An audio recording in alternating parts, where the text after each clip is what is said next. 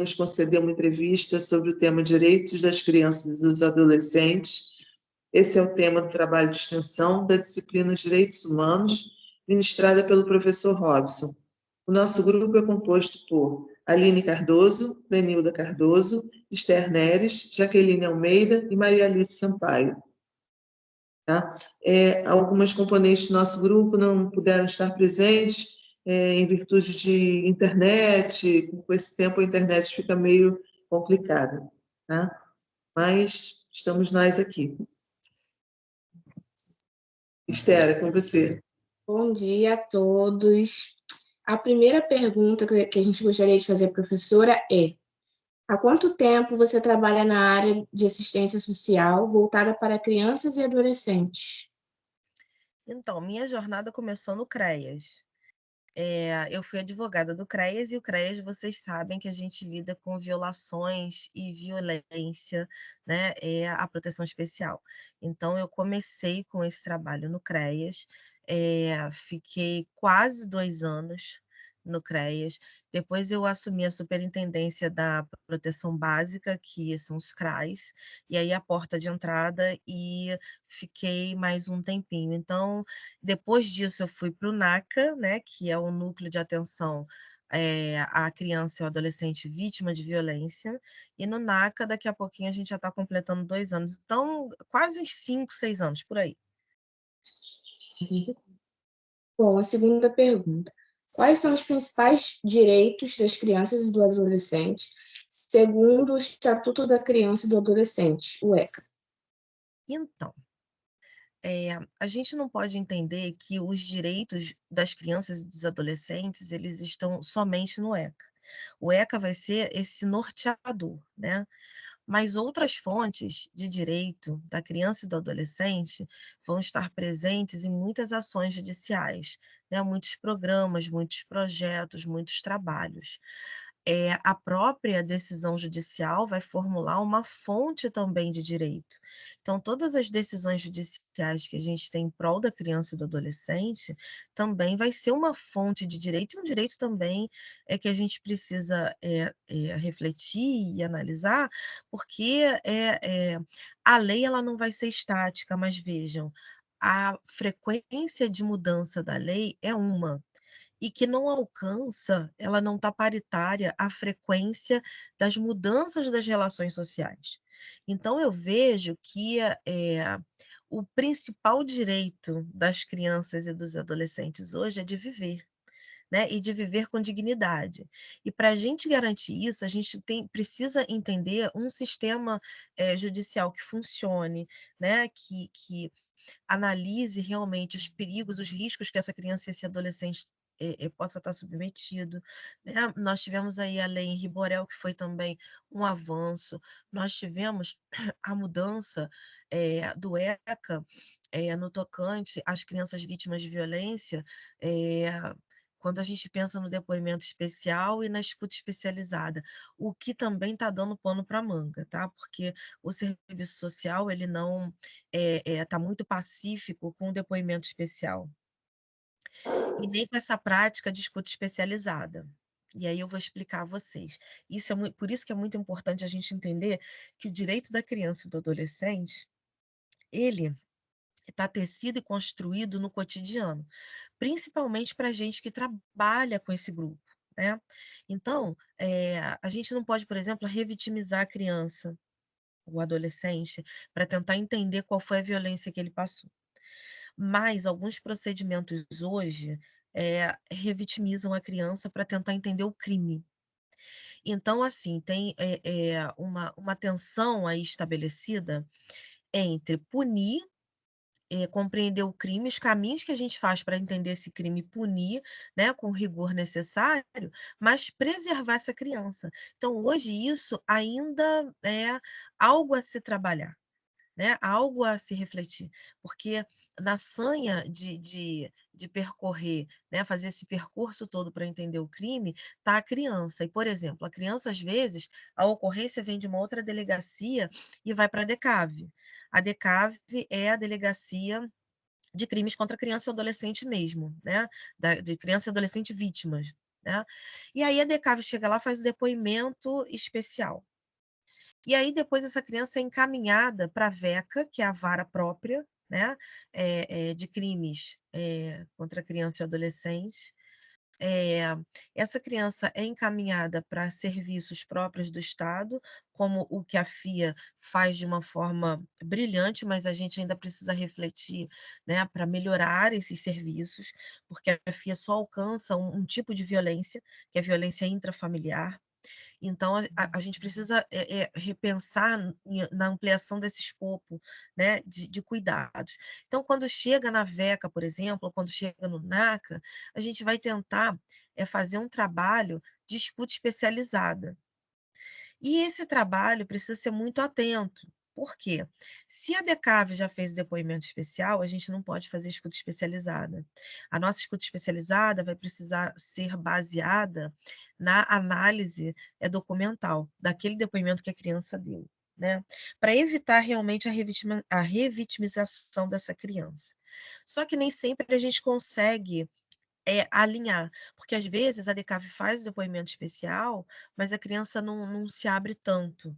E no espaço nosso de trabalho, a criança já se sente mais à vontade, né? Porque a gente vai fazendo atividades lúdicas e dali vai apreendendo, né? Vai buscando, vai tirando, retirando tudo aquilo que aquela criança está dizendo no desenho, na brincadeira, né? Então tem uma equipe própria para isso. Mas vejam, nem sempre é fácil conciliar esses direitos. E eu vejo que hoje o direito maior da criança é o direito de viver com dignidade. E a gente tem que refletir, a gente tem que mobilizar todo o sistema de garantia de direitos da criança e do adolescente para pensar e repensar cotidianamente essa proteção. Sim. A terceira pergunta. Como o ECA protege as crianças e os adolescentes contra a violência e o abuso? E quais são os procedimentos adotados em caso de denúncia? Então, o ECA vai ser sempre a espinha dorsal, o norteador, né? Mas temos outros mecanismos de proteção, né? Como o Código de Processo Penal, Código Civil, Código Penal. Nós temos, inclusive, decisões judiciais que vão atuar dentro do escopo legal, porque o juiz ele não pode julgar fora da lei, né? Ele tem que julgar dentro ali do que todo o conjunto normativo preconiza. É, mas pensando na defesa, né, nós temos muitos instrumentos que garantem a defesa da criança e do adolescente. O problema, inclusive a medida protetiva, né, para a mãe, porque vejam, a maioria das mulheres que sofrem violência doméstica tem crianças que sofrem essa extensão dessa violência. Né? Então, quando a gente pede, nunca a violência vai ser só contra a criança. A gente vai ter uma fotografia, eventualmente, do abuso da criança, mas quando a gente analisa, né, a matricialidade, vamos pensar assim, a matricialidade, né, dos equipamentos de proteção especial, social especial, que é o SUAS, é a matricialidade sociofamiliar. Então, a gente precisa lidar com essa criança com um olhar sociofamiliar, com um olhar para esse núcleo familiar. E quando a gente vê, né, quando a gente recebe um caso de uma criança que foi abusada, frequentemente, né, não raro, essas mães apresentarem relatos também de violência psicológica, violência física. Quando não é física, são xingamentos, né? É o constranger a mulher. E essa mulher não entende, às vezes, que ela está vivendo num ambiente de violência, num ambiente tóxico. E aí, no atendimento, a gente vai trazendo informações sobre direitos, né? A gente vai trazendo algumas informações e, assim, nem sempre, isso é muito importante. Hoje, não é muito fácil a gente conseguir medidas protetivas no judiciário. Principalmente quando se pensa em violência contra a mulher ou contra a criança. Isso precisa ser muito bem fundamentado. Isso depende de um trabalho muito bom da delegacia. A delegacia precisa fundamentar, a delegacia precisa, porque a medida protetiva ela é requerida na delegacia. E se essa investigação, se esse inquérito não tiver muito bem amarradinho, quando esse inquérito vai para a parte da denúncia, e a gente está falando da denúncia judicial, tá? Do Ministério Público e tudo mais. Quando bate na mão do juiz, sem elementos suficientes, ele não dá a medida protetiva. Isso é um problema. Por quê? Porque às vezes a criança permanece no mesmo ambiente do algoz, que geralmente é o pai, é o avô, é o tio, é uma pessoa da família. Por isso, a preocupações de instituições de Estado, como a FIA, de lidar com essa violência intrafamiliar, por conta dessa importância da matricialidade sociofamiliar que a lei que traz o SUAS, né, que é o Sistema Único de Assistência Social, ela traz como uma diretriz norteadora principal essa matricialidade sociofamiliar. Então, isso precisa ser muito protegido, né? Até porque a família realmente vai ser esse primeiro núcleo de proteção. Se a gente pensa em proteção social, a família é esse primeiro núcleo. Então, essa é a atenção que o Estado hoje dá à violência intrafamiliar. Só que a gente não pode esquecer, que é o que eu sempre falo, né, que às vezes a gente recebe uma violência que não é intrafamiliar. Ela acontece na escola, né, um aluno que leva, por exemplo, bebida para a escola, isso já aconteceu, a gente recebeu um caso. E a minha ponderação é a seguinte, eu não refuto esses casos, eu trago para dentro, né. Por quê? Porque a gente precisa analisar em que circunstância essa criança está vivendo nesse núcleo sociofamiliar. Pode até nem ser uma violência no final, a gente pode constatar no relatório que pode nem ser uma violência que essa criança está passando, eh, intrafamiliar, mas pode também ser uma questão de abandono, de negligência, como essa criança consegue pegar a bebida de casa e levar para a escola sem que ninguém perceba. Então, assim, a gente entender a violência contra a criança e o adolescente e os mecanismos de proteção é entender o funcionamento de toda uma rede e todo um sistema de garantia de direitos da criança e do adolescente atuando, seja na saúde, na educação, no conselho tutelar, o judiciário, a polícia, né? Então, é toda essa proteção que existe.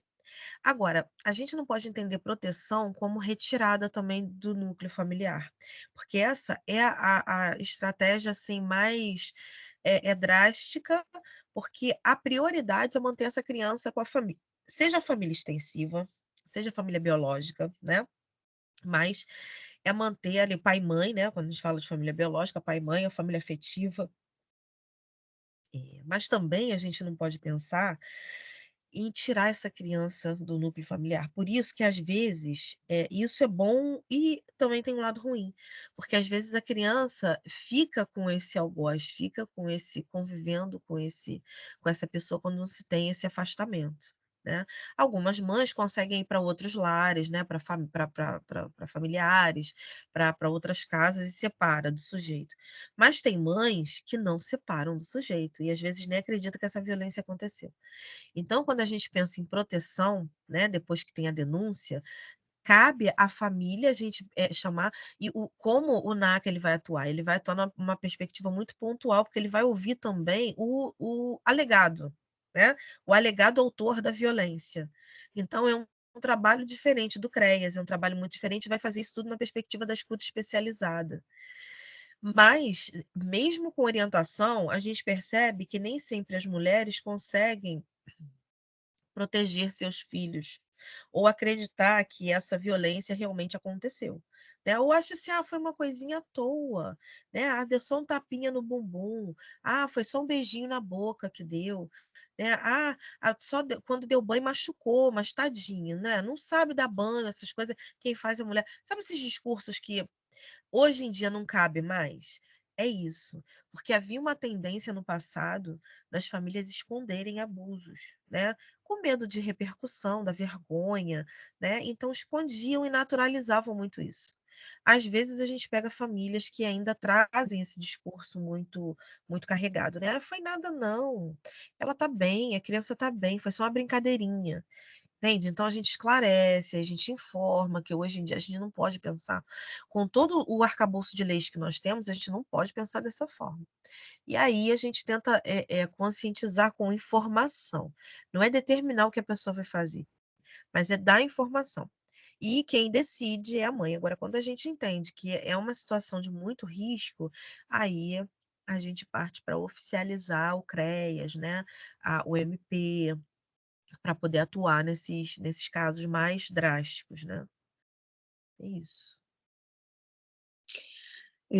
Como funciona o processo de adoção no Brasil e quais os direitos das crianças adotadas? Então, o processo de adoção no Brasil, ele é muito rigoroso, né? Ele passa por uma análise prévia, socioeconômica de quem quer adotar, né? Para além disso, também tem a qualificação moral daquela pessoa, né? Tem um curso que o interessado faz, né? E a adoção, ela poderia ser um sistema melhor, né? Poderíamos ter um sistema melhor. O que ocorre muito hoje às vezes, não pode acontecer, tá, mas isso acontece frequentemente. Mães que engravidam, né, que não querem, ficar com a criança e que fazem entrega voluntária na maternidade. E aí, a maternidade, ela aciona o conselho tutelar institucionaliza esse bebê, e esse bebê já entra no sistema para ser adotado. O que hoje acontece é que casais preferem a adoção de bebês. Então, quando a criança chega numa certa idade, ela já passa a não ser mais interessante, no sistema. E aí, costumam ficar no sistema até atingir aí os seus 18 anos, né, que e sai do sistema, e nem sempre a gente, encontra, a possibilidade de capacitação para esses adolescentes. Isso é muito preocupante, né, porque nem todas as instituições que vão institucionalizar esse adolescente, vai conseguir capacitá-lo de forma que tenha adesão no mercado de trabalho. Então hoje, a gente precisa repensar muito a adoção, porque ela é muito burocrática. Com isso, muitas crianças crescem no sistema, o tempo passa e elas não conseguem ser adotadas no tempo em que deveriam ser adotadas. A gente precisa fazer mais estímulos de adoção, né? Não só de bebês, mas de crianças e adolescentes também. E nós não temos muito essa prática, né, de adoção no nosso país de crianças maiores. Que linda! Não temos práticas, de adoção dessas crianças maiores, linda demais. E isso é princesa mesmo, Jaqueline. Com isso o que que acontece? O sistema ele fica inchado, porque não tem, demanda, né, aquelas crianças que poderiam ser adotadas acabam não sendo. O que que hoje a gente verifica muito, né? As mães que não querem essa maternidade, né? Assumir essa maternidade, e elas fazem entrega voluntária para um casal determinado, e aí eles alinhavam a adoção judicial. Isso não pode acontecer, não é o que o sistema determina, mas é uma burla que acaba sendo uma prática paralela, né, do que hoje se tem para não se entrar no sistema de adoção, né.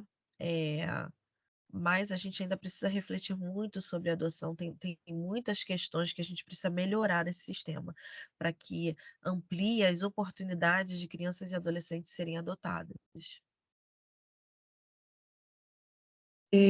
Quais são os direitos das crianças e dos adolescentes em relação à educação e como esses direitos são garantidos?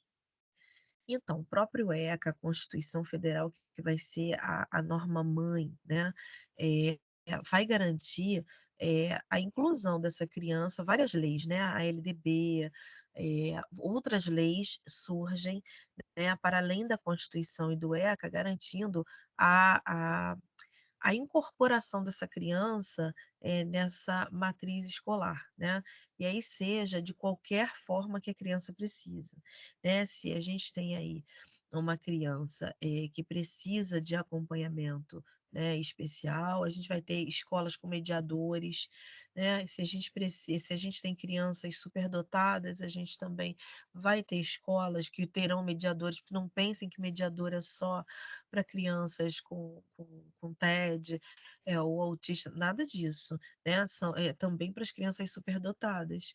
Então, assim, você tem toda uma legislação que vai garantir a matrícula dessa criança na escola, e aí você tem conselho tutelar que ajuda, né, "Ah, mas não tem uma matrícula aqui perto da minha casa, só tem matrícula longe de casa", acionar sempre o conselho tutelar, que vai ser o guardião do direito da criança e do adolescente, né, é ele que vai atuar, né, nesses encaminhamentos e vai atuar com esse protagonismo, né, com o direito da criança e do adolescente.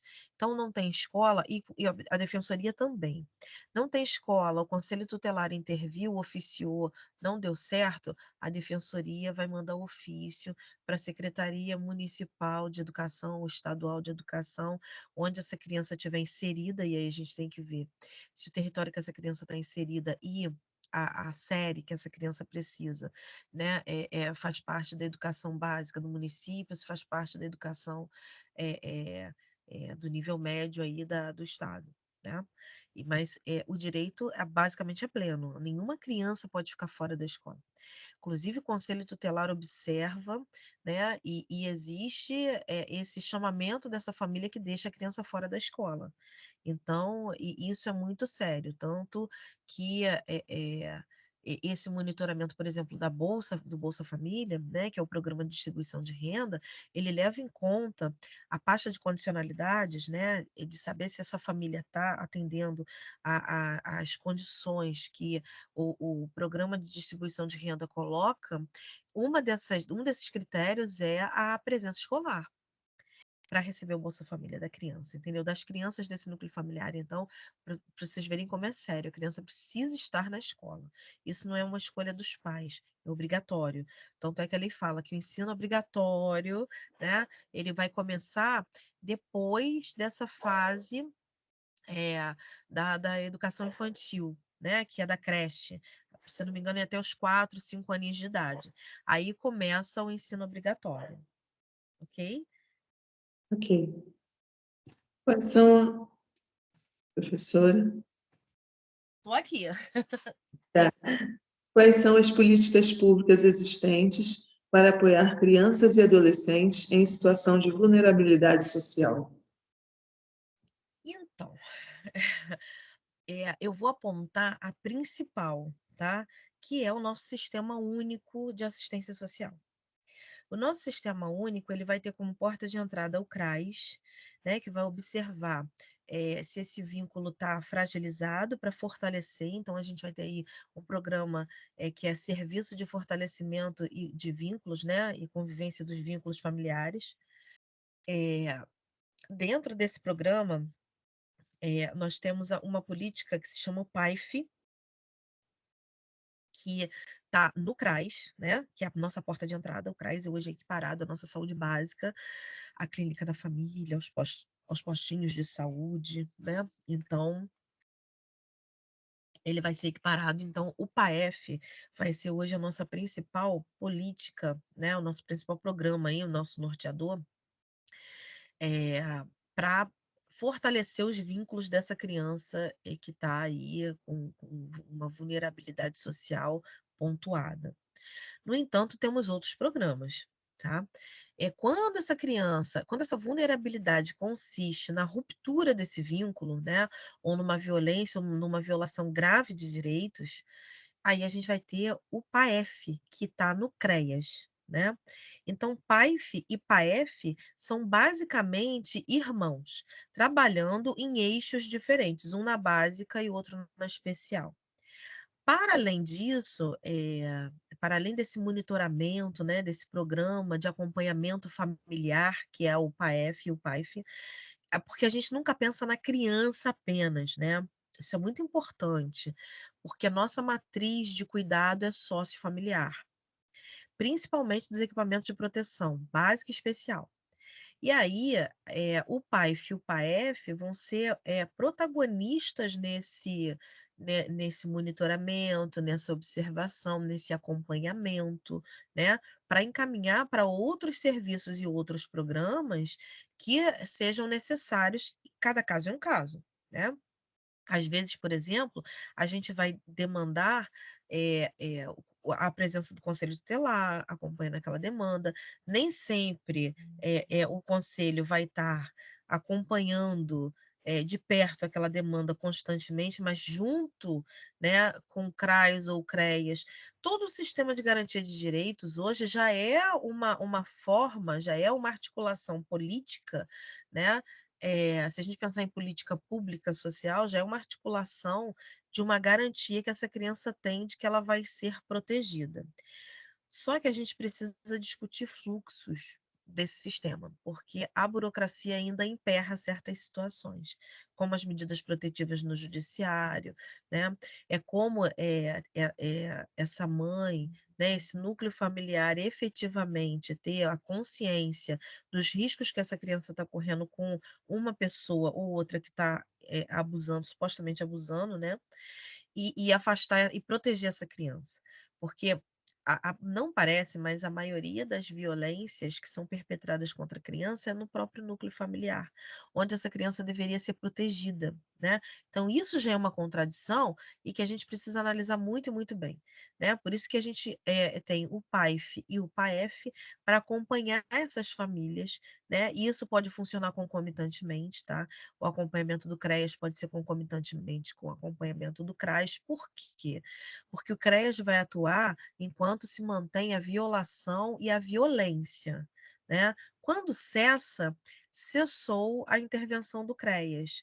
Por isso que é importante esse trabalho simultâneo, CRAS com CREAS, porque quando o CREAS sai da ação, quando cessa essa violência, essa violação, o CRAS ele vai estar acompanhando, né? E aí, se existe essa violência de novo, o CREAS absorve de novo esse caso. Então, assim, é preciso acompanhar para ver se realmente isso cessou, né?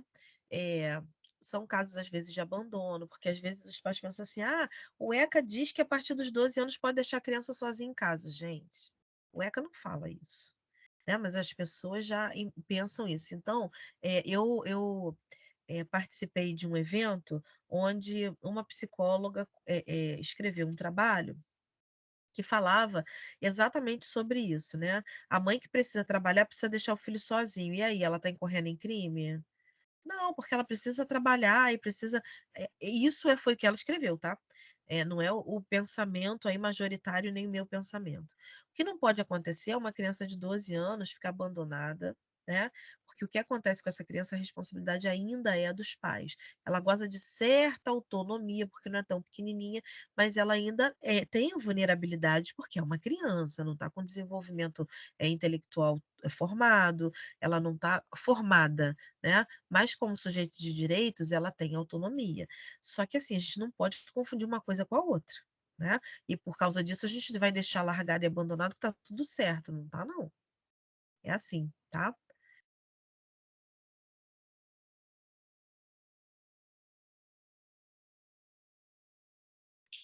Jaqueline. Bom dia meninas. Professora Fábia, gratidão pela aula de conhecimento e por estar contribuindo aí na nossa formação. Muito obrigada, tá? A minha pergunta é: quais são os direitos da criança e do adolescente com deficiência? Então, Jaqueline, são muitos, tá? Mas a gente precisa. A primeira coisa que vem na cabeça é o LOAS, né? Ai, LOAS, né? E aí a gente primeiro precisa saber que tipo de deficiência é essa, né? Se essa deficiência ela vai impedir, ela vai obstar, ela vai dificultar, e a gravidade de dificuldade, né? O nível de dificuldade, a inserção social dessa criança, seja na escola, seja nas relações sociais, né? É, porque vamos começar pelo LOAS, né? Porque é a vedete da vitrine da padaria, né? Ao contrário do que se pensa, o LOAS não é automático só porque alguém é doente ou deficiente. Não, não. A gente precisa analisar o perfil sociofamiliar, né? O perfil econômico sociofamiliar, né? Tem a questão da renda per capita, né? Se os pais trabalham e têm renda, não vai ter direito ao LOAS essa criança. O LOAS é realmente para atender o deficiente que não tem renda, não é só a deficiência que é o requisito, mas a vulnerabilidade econômica também é um requisito. E quando você tem pais trabalhando, aí realmente o LOAS já não atende, né? É um direito, mas eu quero que vocês percebam o seguinte: não é um direito, nem sempre ser deficiente vai gerar direitos absolutos. Existem regras e atributos para que esse direito seja dado, né, para que esse direito seja cumprido para esse indivíduo, concedido e cumprido para esse indivíduo. E um desses perfis, né, é o perfil socioeconômico dessa família, para ver se essa criança tem ou não direito. Agora, tem algumas deficiências que não têm o caráter permanente. Algumas deficiências são transitórias. E aí, é por isso que a gente precisa entender que deficiência é essa que a gente está falando. Para o INSS, funciona como? Inclusive, pensando em adultos também, né? A gente está falando de crianças, mas o critério é o mesmo, né? Essa deficiência, ela é provisória, ela é temporária ou ela é permanente? Essa deficiência vai tornar inviável a inclusão social dessa pessoa? Essa deficiência, ela é controlada? A doença que tem essa deficiência, ela está vinculada a alguma doença? Essa doença está controlada? Essa doença, a longo prazo, vai causar uma deficiência mais ampliada, né? E aí tudo isso é questionado. Por isso que hoje a gente não faz mais um relatório preponderantemente clínico, né, da doença, mas a gente faz biopsicossocial, esse é o critério do relatório. Então, entre os critérios biológicos, os critérios psicológicos e sociais. Por isso que a gente abarca um relatório muito mais ampliado do que no passado foi, né? Que era só a questão clínica. Mas se essa questão clínica vai afetar o psicológico dessa criança, se já não está afetando, né? E não afeta a condição dela enquanto indivíduo na sua interação social, na sua inserção social, isso também é analisado. Tá? Então, assim, são muitos os direitos, né? E aí, analisando todo esse perfil da deficiência, se a gente tem uma deficiência temporária e a criança faz um tratamento de saúde, por exemplo, tem direito ao Rio Card. Aí o Rio Card vai ser contabilizado, né, de acordo com o tratamento que a criança faz. Um exemplo, a criança tem uma deficiência física e precisa 2 vezes na semana ir numa instituição como a BBR, que reabilita, né, que trabalha nessa questão da reabilitação. E aí a mãe vai ter um Rio Card AC com acompanhante, né, com 2 passagens semanais, entende? Então, assim, por que que não vai ser: "Ah, mas deficiente", tem um critério de Rio Card para deficiente e o vale social, que é aquele que a pessoa está fazendo tratamento, né. Mas eu volto a dizer, se essa deficiência ela é temporária e ela é causada por uma doença, aí entra como vale social, porque a criança vai tratar da doença para cessar a deficiência. Agora, se a deficiência não é em virtude de nenhuma doença, já é congênita, é alguma questão que a criança já nasceu e é definitiva, ou seja, ela não vai cessar durante o tempo, ela não vai melhorar durante o tempo, aí a criança tem também o passe livre, né, para poder, com alguns limites de passagem também, mas não tanto quanto o tratamento, não vinculado ao tratamento.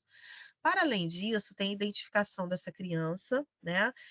Os postos de poupa-tempo da assistência, que tem assistência social, o Detran, vai fazer a identidade dessa criança, que vai ser PCD, vai ter uma cadeirinha de rodas. Essa criança vai ter um cartão com CID da deficiência dela, né? É um cartão que também vai dar acesso, que é com aquele colar da deficiência oculta, que é das margaridas, que a gente não pode confundir o colar das margaridas com o colar do quebra-cabeça, que o quebra-cabeça é o autismo, né? E as margaridas é a deficiência oculta.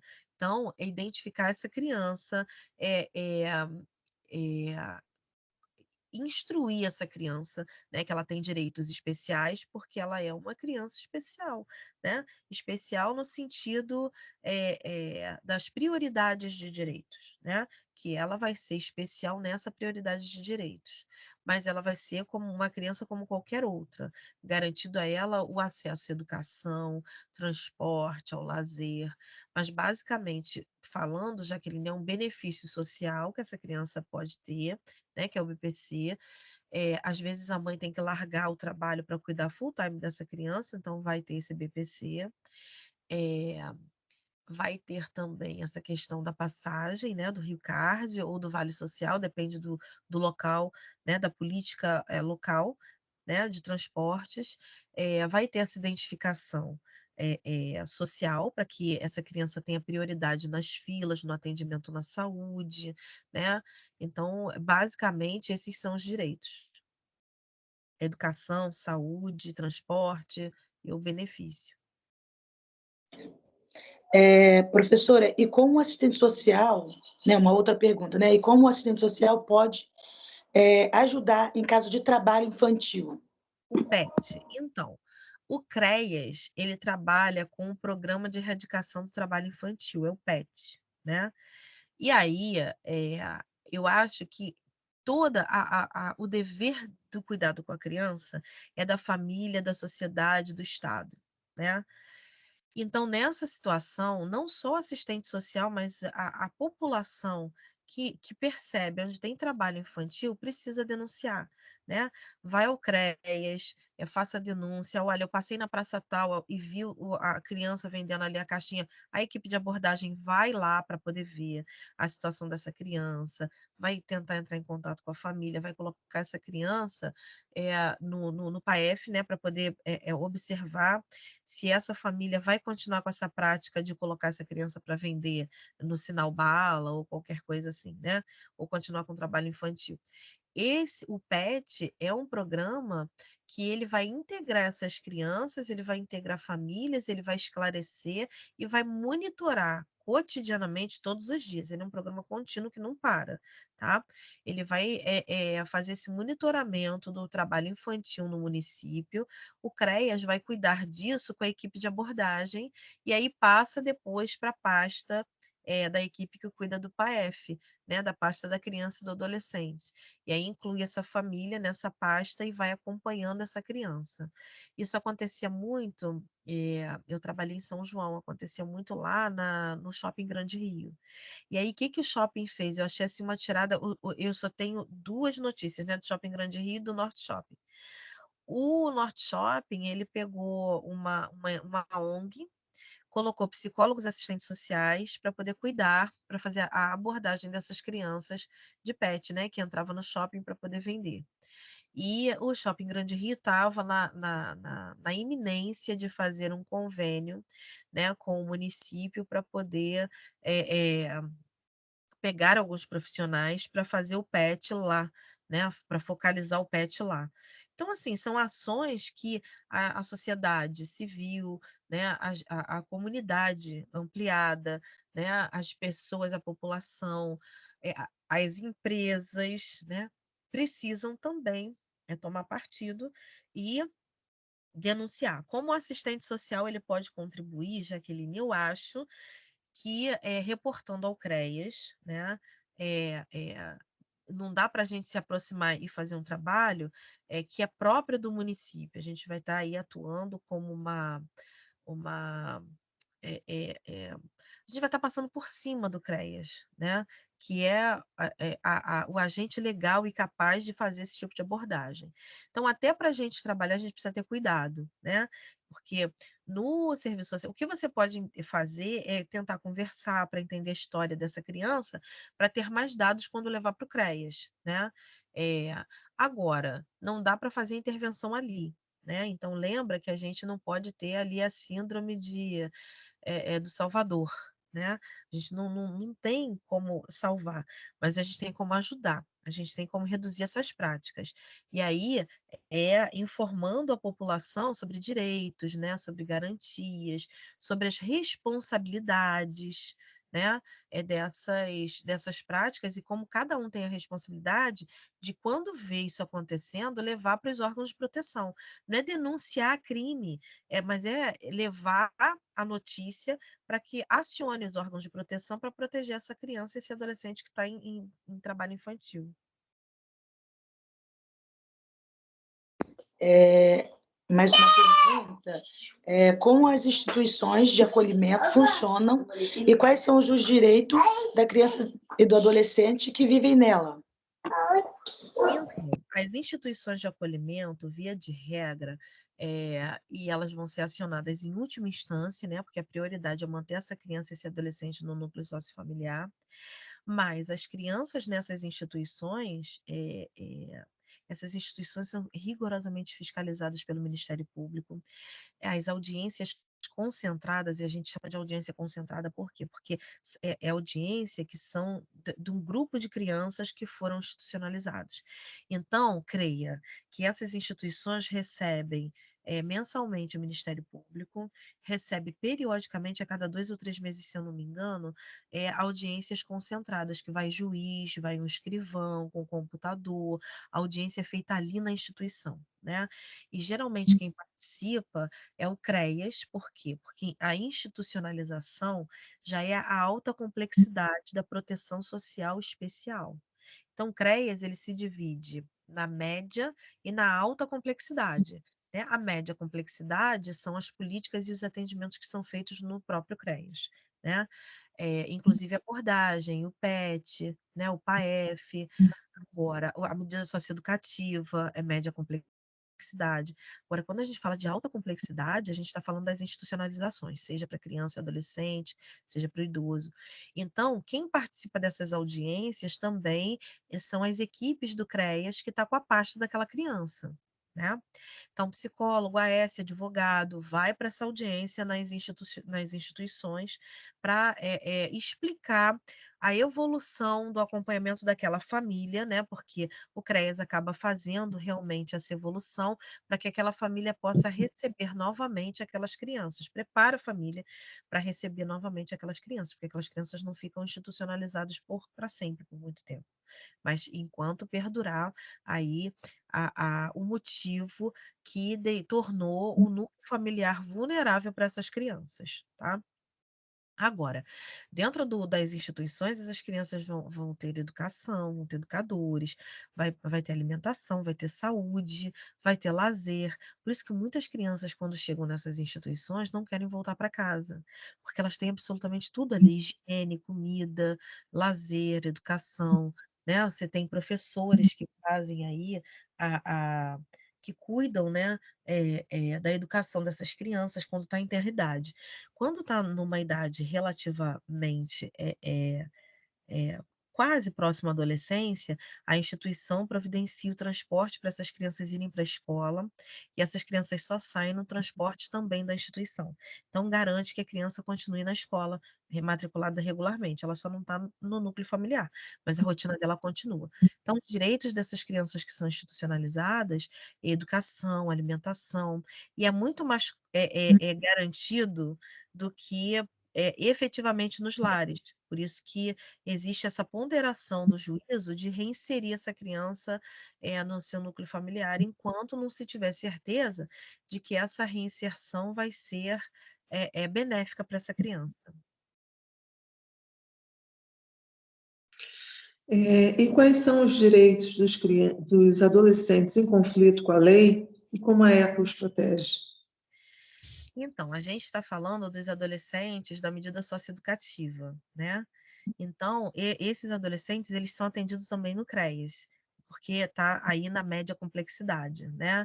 Em liberdade assistida, está cumprindo medida socioeducativa. Então, o direito deles, dentro do CREAS, também é não ser exposto, né? Porque a gente precisa ter muito cuidado para não expor esse adolescente, porque às vezes ele entra no programa do primeiro emprego, né? E aí ele conseguiu um trabalho, e aí a gente, para acompanhar a frequência dele nesse trabalho, a gente tem que fazer um exercício. A gente não pode dizer que a gente é do CREAS que está querendo, olha aqui, eu estou ligando para saber se fulano está indo, porque eu tenho que ter presença, porque ele está aqui cumprindo medida socioeducativa. Eu não posso fazer isso. Então tem que ter todo um tato, né, para pedir, né, para informações. Se ele está frequentando, até a escola a gente precisa ter esse cuidado, né? Se esse adolescente está tendo frequência, porque o direito que o CREAS atua para os adolescentes é a garantia de que eles vão cumprir essa medida essa medida socioeducativa, de uma forma qualitativa, com bastante informação, né, com uma experiência assim que vá desencorajá-los para no futuro não reincidir no mesmo conflito legal, né? E aí a gente tem muitas muitas contradições também, né? Porque e aí a gente olha para o núcleo familiar desse adolescente, contradições por quê? Porque a gente pensa que o SUAS é só para a família vulnerável. E aí, quando a gente vê adolescentes que chegam no Mercedão com o pai, com os pais, para cumprir medida socioeducativa no CREAS, aí vocês entendem que é para todo mundo. É para o adolescente de classe média, que ele está em conflito com a lei, assim como é para o adolescente da mais baixa condição social, né? E aí os pais não querem que o adolescente fique junto, porque pode ser má companhia. Olha isso, gente, né? Então, assim, tem muito estigma. Muitas contradições que eu falo, por quê? Porque às vezes uma atividade e um direito que a gente luta para aquele adolescente que está lá embaixo, que está em conflito com a lei, né, para ele ter o acesso, até para profissionalizar ele, para poder ajudá-lo, né, nessa inserção do mundo do trabalho, é o direito que aquele outro adolescente da classe média tem, que já está ali, que já está dado, e aí você faz o quê? Ele já tem o direito, né? Ele já tem os acessos. As atividades que você vai fazer com esse adolescente que já tem tudo, né, é preponderantemente da assistência social e psicológica. Porque aquele trabalho que a gente vai fazer para aquele adolescente que não está inserido socialmente, que ele não tem acesso a emprego, que ele não está estudando, ele não tem qualificação, esse acesso é muito maior para essa atividade, esse trabalho é muito mais amplo para esse que não tem a menor condição do que para aquele que está estudando no elite e que está cumprindo medida socioeducativa, que os pais chegam com mercedão para cumprir a medida, entendeu? Então, assim, tem umas contradições aí, e aí é sensibilizar esse adolescente, o direito dele também vai ser observado, mas vejam, cada plano de trabalho é um plano de trabalho individualizado. Então, o assistente social, ele não pode, que trabalha na medida socioeducativa, ele não pode achar assim, eu tenho um plano e esse aqui eu vou seguir para todo mundo. Não dá, gente, não é receita de bolo. Porque enquanto você está falando com um aluno que é da educação do município, o outro está numa rede particular que é uma das redes de referência. E aí, se bobear, esse adolescente bota no bolso. Por isso que a gente precisa, enquanto assistente social, fazer planos individuais de trabalho com esses adolescentes, considerando a realidade de cada um, né? A realidade de cada família, porque a gente não pode supor que todo mundo que entrar ali vai estar na mesma condição, no mesmo pé de igualdade socioeconômica, porque não está. Mas os direitos são os mais amplos. Por exemplo, a gente encaminhava, qual era o sonho do adolescente? Era ser jogador de futebol. A gente encaminhava para a Secretaria de Esporte, que tinha lá a escolinha de futebol, e aí esse adolescente ali estava fazendo tanto uma atividade física, como isso ajuda esse adolescente a estar incluído, de certa forma, né? O esporte é muito inclusivo, né? E ajuda a estar afastado também daquele grupo que levou, né, aquele adolescente ao conflito com a lei. Né? As meninas, a gente tenta entender qual é a expectativa de cada um para a gente poder fazer os encaminhamentos, garantindo o direito ao trabalho, principalmente ao trabalho, garantindo o direito dessa ressocialização, né? É porque ele precisa ser reinserido na sociedade, mas com outras perspectivas de vida, né? E a gente leva essa informação e tem muitas atividades que a gente faz com esse grupo também, né? Então, nessa perspectiva de inclusão e de garantia de direitos. Como as políticas públicas têm impactado o trabalho do assistente social nessa área? Então, nós não temos muitos recursos, né? O certo, e apareceu até uma vez uma reportagem no Fantástico, né, que esses adolescentes tinham que ter tantos encontros no CREAS, e realmente esses encontros acontecem. Só que, assim, nós não temos políticas próprias que apontem isso. Eu acho que, assim, a gente deveria ter uma política específica que apontasse recursos, meios e diretrizes de trabalho para esses adolescentes. Para eles, não para nós, trabalhadores, entenda. A gente precisava de um encadeamento, né, de trabalho para esses adolescentes, né? Uma política própria de trabalho para adolescentes que estão cumprindo medida socioeducativa. E a gente não tem. Então, muitas empresas, quando recebe, descobre, desliga o adolescente. Então, isso é ruim, porque a gente ainda tem muito preconceito que não viabiliza direitos para esses adolescentes. E aí não adianta a gente capacitar de um lado, a gente sensibilizar de um lado, se a gente tem uma sociedade dura do outro que não aceita, que estigmatiza, né? Que trata com preconceito. Então, assim, nesse aspecto é muito difícil. Então, hoje o que eu aponto, Maria Alice, é exatamente a ausência de uma política que consiga fortalecer os trabalhos que o CREAS faz, né? Porque não é só o adolescente ir lá no CREAS e assinar o papelzinho, não. A gente faz atividades com eles, a gente busca o encaminhamento de atividade, seja física, seja atividades que eles gostem, buscando profissionalizar, buscando qualificar, mas não é fácil quando a gente não tem esse rol disponível, seja de trabalhos, seja de programas de qualificação e capacitação próprias que o município deveria ter e não tem, né? Esse elo maior com a União, com o Estado, a gente também precisaria ter. O problema é que quando a gente tem esses elos, essas articulações, a gente precisa custear a ida desse adolescente, porque a gente precisa garantir que esse adolescente esteja indo. Então, quando a gente tem no município, por exemplo, essa articulação com a Secretaria de Transporte, que fica tudo pertinho, é legal. Agora, quando a gente tem essa articulação com instituições que ficam longe e que demandam passagem, às vezes esse adolescente não vai ter condições de ir lá.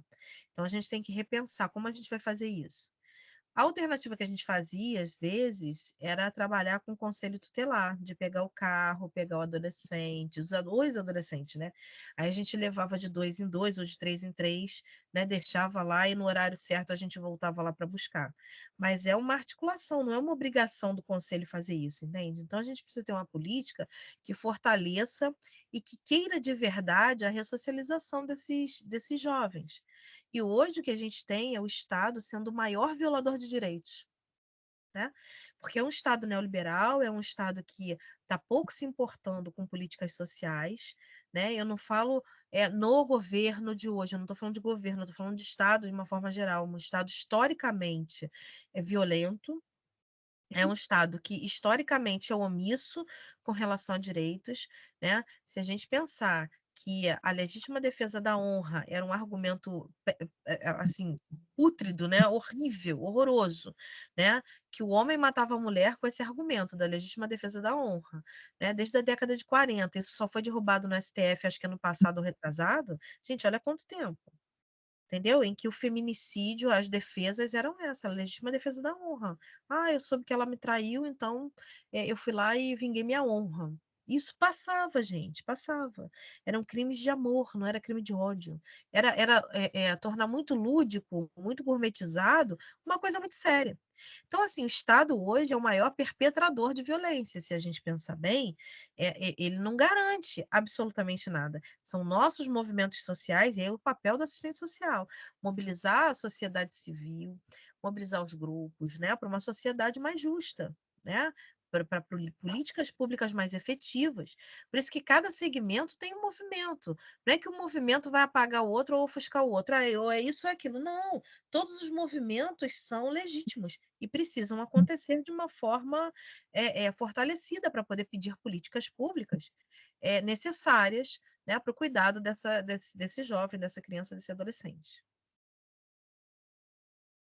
E quais são os maiores desafios que você identifica na garantia dos direitos das crianças e adolescentes? A falta de interesse do Estado, né? O Estado coloca-se de uma forma, mas a sombra, né? Eu costumo dizer assim, ó, a gente conhece uma árvore pelo fruto e pela sombra que ela projeta, né? Então não adianta a árvore parecer bonita se não dá bons frutos e se projeta uma outra sombra, né? Então nós não somos aquilo que falamos que somos, nós somos aquilo que a gente faz, aquilo que a gente demonstra em ações. Né? Então, você tem um legislativo que traz um conjunto normativo, mas você tem o outro lado, um Estado que não defende. Né? Você veja, você tem a lei aí, a Maria da Penha, mas você não tem casas que abriguem mulheres na quantidade de registro de ocorrência que acontece a violência contra a mulher, contra a criança, ou adolescente, você não tem. Então, assim, qual é o interesse hoje que o Estado tem em fortalecer os movimentos sociais, as políticas sociais? Nenhuma. Esse é o maior entrave que eu vejo hoje, né? Essa inércia, essa falsidade, essa contradição do próprio Estado, dele querer se colocar assim, olha aqui, eu garanto, a lei, a Constituição diz que ele precisa garantir, mas no fim das contas não garante. Mas se a gente tem uma lei que diz que garante, então a gente tem que mobilizar a sociedade para conseguir a efetividade desse direito, que não é favor, né? E é esclarecer a população que a população tem direitos, mas direitos são resultado de lutas, gente, de lutas sociais. A Constituição Federal foi um resultado, um produto de muitos que morreram na ditadura, né, que foram assassinados na ditadura, que fizeram movimentos sociais para que acontecesse a ruptura com a ditadura, né, para que acontecesse um Estado democrático de direito, que é isso que a gente vive. Então, se hoje a gente vive o que a gente vive, é graças ao sangue muito derramado de pessoas que sucumbiram no sistema anterior de ditadura, né? Porque não era interessante que esses movimentos fossem feitos, isso era a subversão da ordem, né? Do Estado ditador. Então, assim, vejam, muitos movimentos aconteceram, o direito que a gente hoje tem, que a gente fala da Constituição, foram movimentos, assim, acirrados que aconteceram. Né? Foram pessoas que largaram a caneta e foram para os movimentos, para os frontes de luta, no corpo a corpo. Então, isso é sério. Né? Imaginem dormir num dia, numa democracia, e acordar no outro da ditadura. É complicado. Entende? Então, assim, muitos hoje, a nossa história que a gente vive, que a gente permite viver, né? Esse programa fantástico que o município tem de inclusão na educação superior, que é assim muito singularizado, não é qualquer lugar que faz isso, né? Isso mostra uma visão própria que o município tem a preocupação da formação, né, de profissionais no município. Isso é importante, mas isso vem de um direito que foi uma luta de vida e morte. Né? E não significa que a gente conseguiu. Não, porque esses direitos podem ser mitigados amanhã ou depois. Né? Você vê como aconteceu com o direito trabalhista, a carteira verde e amarela, o contrato intermitente de trabalho, que suprimiu direitos trabalhistas. Entende? Então, assim, direito é uma construção diária, cotidiana e uma luta constante. Porque o direito, ele vai estar, direitos sociais, principalmente, ele vai estar numa arena de disputa e de debate constante, diário. Por isso que a gente precisa realmente ter essa noção de mobilizar movimentos para defender aqueles direitos que a gente já tem e não perder, e gerar novos direitos que a gente ainda não tem. Por isso que eu falo, Maria Alice, que o maior entrave hoje é o Estado, né, que ele não tem vontade alguma de fazer acontecer políticas sociais. Né, de garantir essas políticas sociais. Mas isso também, gente, é uma estratégia política de Estado, né? Porque o caos elege, né? Porque a ausência, a fome ainda vai eleger, né? A pobreza ainda vai eleger. Essas expressões da questão social, né? O aprofundamento das desigualdades, elas vão ser elementos que vão ser efervescentes nessa sociedade, que, por um lado, a gente vai perceber como o impacto dessas expressões da questão social, mas, por outro, vão ser instrumentos de negociação, né, de políticos. Né? E aí a gente não fala de política, mas o Estado é feito por políticos. Né? E por isso que a gente precisa se politizar, não é ser partidário, veja, mas é politizar. Né? A gente tem que saber em quem vai votar dentro de agenda de governo, não é candidato. A gente precisa saber qual é a agenda de governo. As agendas neoliberais, quando elas são muito acirradas, elas tornam realmente, elas aprofundam essas desigualdades. Então, é isso que a gente tem que estar atento. A agenda de governo tem política social? Qual é a política social da agenda de governo? Né? De um candidato, do outro, do outro. E é isso, a gente pode se alinhar, às vezes, até ao candidato que a gente nem gosta tanto. Mas, se ele traz uma agenda política social, a gente vai precisar cobrar isso dele. Né? Ter na mão para cobrar durante o governo, olha, você disse que ia fazer isso, e é isso que precisa ser feito. Né? Então é isso, é a gente aprender a se politizar, né? A exigir nossos direitos, porque não é favor. E aí tem uma confusão, né? Da população entender que o candidato que foi eleito, ele está fazendo um favor. Ele fez um postinho ali, olha, graças a Deus, ali é um favor, não é favor, é obrigação, é direito. Então, a gente não pode confundir direito com favor, né? E aí colocar isso para a população. Vocês, como acadêmicos, precisam informar a população as diferenças, o que é o que, né? Para que as pessoas saibam como exigir, o que exigir, quando e onde, né? Porque também a gente não pode exigir uma coisa de alguém que nunca prometeu que ia fazer aquilo, né? Existem candidatos que são assim, muito assim, sincerões e falar assim, olha, isso não é meu, eu não vou fazer isso. Entende? Que acha que política pública social é dar acomodação para aqueles que não querem trabalhar. E não é isso, a gente sabe que não é isso. Né? A gente sabe que é equilibrar as regras do jogo para preparar esse indivíduo para ele ser reinserido no mercado de trabalho.